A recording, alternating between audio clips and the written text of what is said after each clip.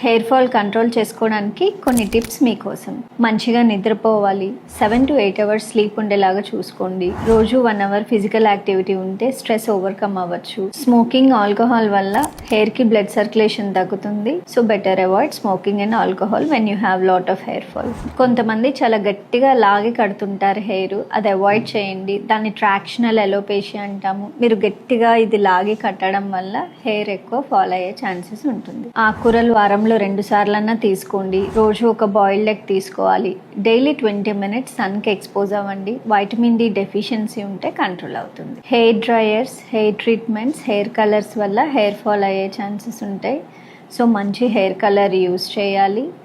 ఎక్కువ హీట్ పట్టకండి హెయిర్కి, హీట్ వల్ల హెయిర్ డిస్ట్రాయ్ అవుతుంది. ఎక్కువ డాండ్రఫ్ ఉన్నప్పుడు కంటిన్యూస్గా ప్రతిరోజు ఆయిల్ పెట్టి వదిలేయకండి. హెడ్ బాత్ చేసే ముందు రోజు నైట్ అప్లై చేసి next day morning head bath చేయాలి. మరీ సివియర్ డాండ్రఫ్ ఉంటే 1 or 2 hours ముందు ఆయిల్ అప్లై చేసి హెడ్ బాత్ చేయండి.